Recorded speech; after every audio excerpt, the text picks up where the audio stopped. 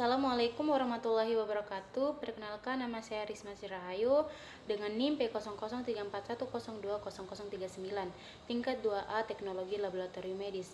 Baik, di sini saya akan mempresentasikan mengenai kelainan metabolisme non-protein nitrogen.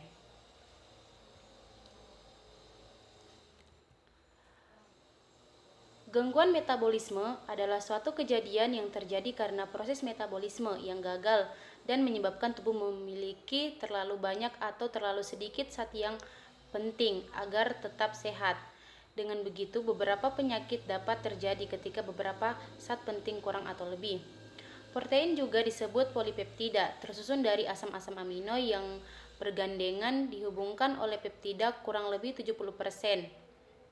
Zat padat dari tubuh manusia bersifat protein dengan fungsi yang berbeda-beda.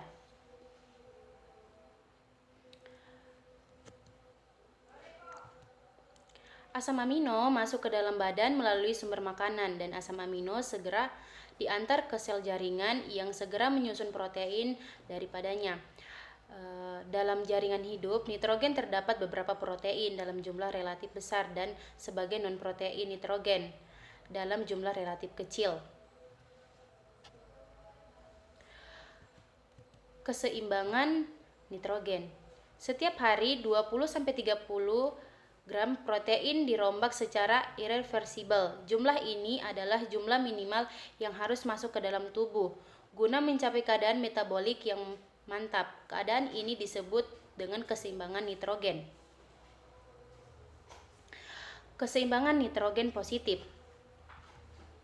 Jumlah nitrogen yang diserap melebihi yang dibuang keluar oleh tubuh, jadi sejumlah nitrogen tertahan dalam tubuh untuk pembentukan jaringan. Baru jumlah nitrogen yang diserap melebihi yang dibuang keluar oleh tubuh. Jadi jumlah nitrogen tertahan dalam tubuh untuk membentuk jaringan baru. Dari nitrogen positif, yang pertama itu anak yang sedang tumbuh, wanita hamil, wanita menyusui, stadium penyembuhan penyakit dan pembentukan jaringan baru. Keseimbangan nitrogen negatif. Jumlah protein yang dibuang melebihi jumlah yang dimakan. Lalu jumlah protein yang dimakan kurang dari kebutuhan minuman. Tidak ada pembentukan jaringan baru atau protein dibakar untuk kebutuhan energi.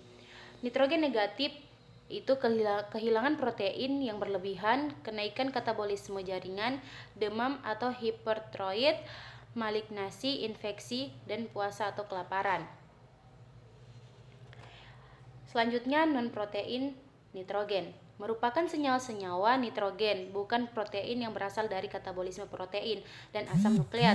Ada lebih dari 15 NPN berbeda dalam plasma dengan konsentrasi total nitrogen 250 sampai 400. NPM terbesar adalah urea 45%. Lalu yang selanjutnya, zat-zat yang tergabung dalam NPN diantaranya.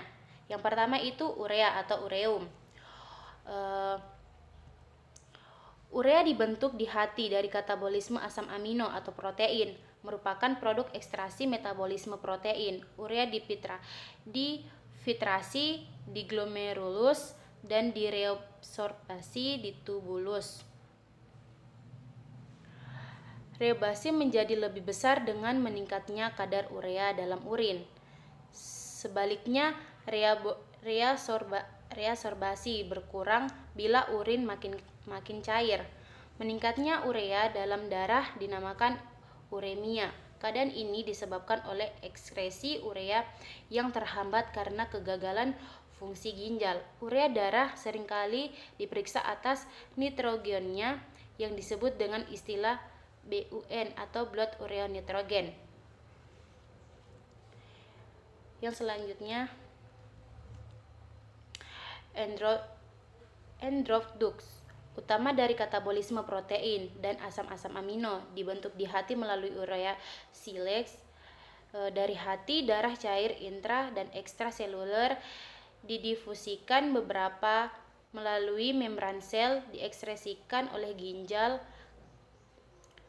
Ekskresi urea tergantung pada derajat hidrasi faktor konversi urea atau BUN sama dengan 60 sampai 28 sama dengan 2,14.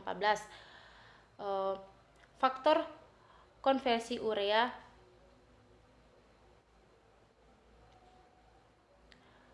60 sampai 28 sama dengan 2,14. Faktor-faktor yang mempunyai kadar ureum dalam darah dan urin. Yang pertama diet, 2 umur, 3 penyakit atau kelainan metabolisme. Yang kedua itu asam urat. Asam urat adalah produk utama dari katabolisme nukleosida, purin, adenosin, dan geonosin. Disintesis di hati dan dikatalisis oleh enzim xantin oksidase. Selanjutnya urin aksid diangkat ke ginjal. Fungsi ginjal berpengaruh pada ekstraksi UA dalam jumlah kecil. UA merupakan zat organik yang normal terdapat dalam urin. Hidrorisemia, kadar asam urat dalam serum yang lebih dari normal. Kristal asam urat dalam urin tidak mungkin larut pada pH kurang dari 6. Yang selanjutnya kreatinin. Disintetis oleh hati, terdapat hampir semua dalam otot rangka. Kreatin meningkatkan dalam darah, fungsi renal berkurang, berjumlah relatif kecil dan darah jaringan tubuh. Kreatin secara normal di dalam darah akan disaring oleh ginjal dan diterakumulasi menjadi uri. Meningkatkan kadar kreatinin dalam plasma dan jaringan tubuh lain akan meningkatkan resiko kerusakan pada ginjal. Kreatin difiltrasi glomerulus dan tidak diabsorpsi oleh tubulus, sehingga hasil lebih akurat dibandingkan pemeriksaan urin dalam menilai menurunnya GFR. Selanjutnya amonia. Amonia adalah hasil katabolisme protein, banyak diserap dari usus yang terbentuk oleh degradasi bakteri, yaitu dari diet protein dan urea. Sebagian besar amonia dibentuk oleh bakteri di usus dari protein makanan ataupun dari urea. Amonia dibentuk di hati dengan oksidatif deaminasi asam amino, terutama glutamix dehidrogenase yang mengkatalisis deaminasi dari L-glutarat ke ketoglutarat.